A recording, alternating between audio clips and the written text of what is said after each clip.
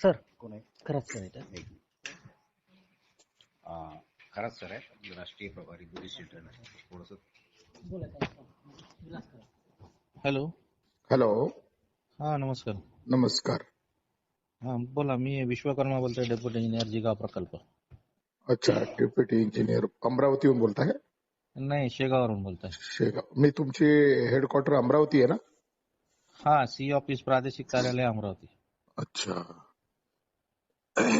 तर आता काय म्हणजे कधी त्याचं वाचणार स्टेटस आता? जे आहे ना, हा याचं आपण पहिले याच्यामध्ये मेन आहे की ते ती जी जागा आहे तिथली, हा तर ती आर्कॉलॉजिकल यांच्याकडनं डिक्लेरेशन करणं महत्वाचं आहे. त्याच्याशिवाय पुढचे काम हे नाही होऊ शकत त्याच्यामध्ये. हा हा म्हणजे जोपर्यंत आपण ते प्रोटेक्शन करतो एखाद्या साईटला, हा तर ते साईट ऍक्च्युअली ती सर्टिफाईड आहे का नाही आर्कॉलॉजिकल साईट म्हणून, हम्म. त्याच्यासाठी त्याची अधिसूचना महाराष्ट्र शासनाकडनं आता काढण्याची प्रोसिजर प्रगतीपथावर आहे. बर. ते म्हणजे फाईल आता त्याच्यामध्ये कंप्लायन्स होते काही, हा.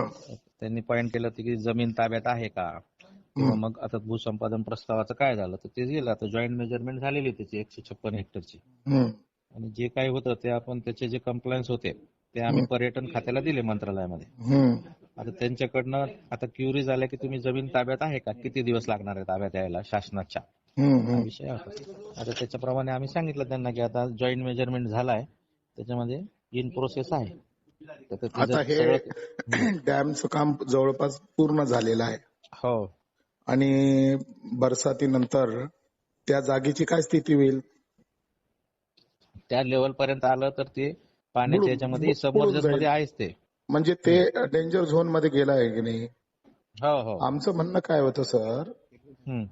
की 2002 ते 2006च्या दरम्यान ह्या सर्व तिथं शोधकाम चालू होतं. हम्म, हम्म. आणि डेक्कन कॉलेज ही रेप्युटेड संस्था आहे आणि ती ASIC कनेक्टेड आहे. नाही, आम्ही त्याचं सगळं मी स्वतः जाऊन आलो तिकडे, पुणे आणि मुंबईला.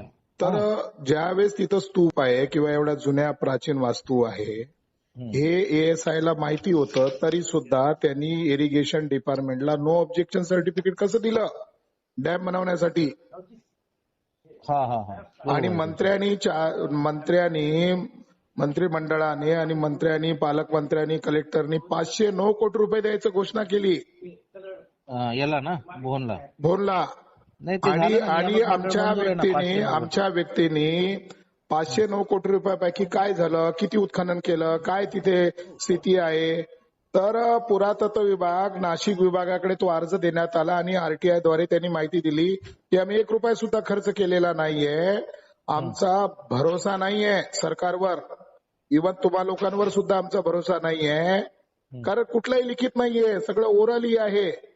आणि 17 मार्चला 4 ते 5 लाख लोकांचा मोर्चा त्या कलेक्टरच्या कार्यालयावर जाणार आहे.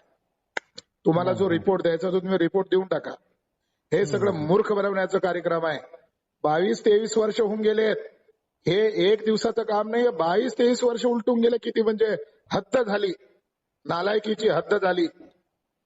आणि सम्राट अशोकाचा वारसा नष्ट करण्यामध्ये जर यांना वाईट वाटत नसेल, तर यांच्या एवढे नालायक हेच आहेत. त्या देशाचा इतिहास मिटवायला लागलेत ते लोक. सांगतो यांना काय त्यांना रिपोर्ट करा तुम्ही की लोक ऐकण्याच्या मनस्थितीत नाहीये.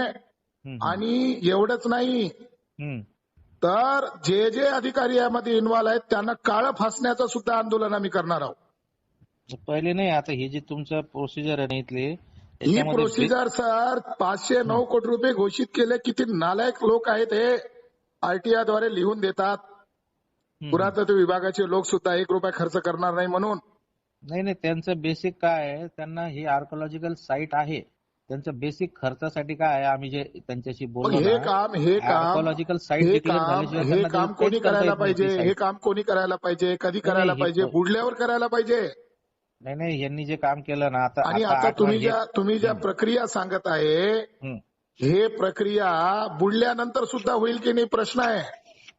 नाही, आता त्याची पोझिशन वेगळी आहे. तुम्ही जेव्हा सुरुवातीला तुमच्याकडे जे डॉक्युमेंटेशन असतील ना, सर आता मागच्या महिन्याची डॉक्युमेंट आहे आमच्याकडे. नाही, हे कलेक्टर ऑफिसचे डॉक्युमेंट्स आहे. आता मी तुम्ही बोलले ना यांच्याशी बोल. कलेक्टर हे सुद्धा सांगतील बोलायला तयार तुम्हाला. नव्हता. नाही, नाही. ज्यावेळेस आम्ही निवेदन घ्यायला हा, गेलो, ऐकून घ्या. निवेदन घेऊन घ्यायला गेलो, कलेक्टर म्हणले ESIचं माझ्याशी याच्याच काय संबंध आहे, नाही, असं असं म्हणून ESI कलेक्टरने हात वर केले. नाही, आता कलेक्टरच ESI चे मेन प्रतिनिधी आहे ना आता डिस्ट्रिक्ट जिल्ह्याचा हेड हा सर्व गोष्टीला जबाबदार असतो. कलेक्टरला बेजबाबदार राहून चालत नाही. कलेक्टरच त्याचे पदसिद्ध हे आहेत. सगळा अधिकार कलेक्टरच्या अधीन असतो. हा हा हा. नाही तुमचा आता बेसिक इश्यू काय झालेला आहे म्हणजे याच्यामधले मेक काय आहे म्हणजे याचं हे की याचं डिक्लेरेशन महत्वाचं आहे आणि ती फाईल आता मग ते मंत्रालयात डिक्लेरेशन कधी होणार आहे, मंत्रालय कधी करणार आहे? मंत्रालयच मान्य करत नाहीये 509 कोटी रुपये आम्ही देणार आहोत म्हणून. नाही तर रिटर्न आहे आपल्याकडे द्यायचं. नियामक मंडळाचा ठराव आहे याचा मंत्र्यांचा. तुम्हाला वाटलं तर मी याची कॉपी देतो. कॉपी द्या आम्हाला. कॉपी द्या. ओके. हा चालेल. पण सरकारला कळवा की लोक असंतुष्ट आहे आणि हा मोर्चा होणार आहे. हो ठीक.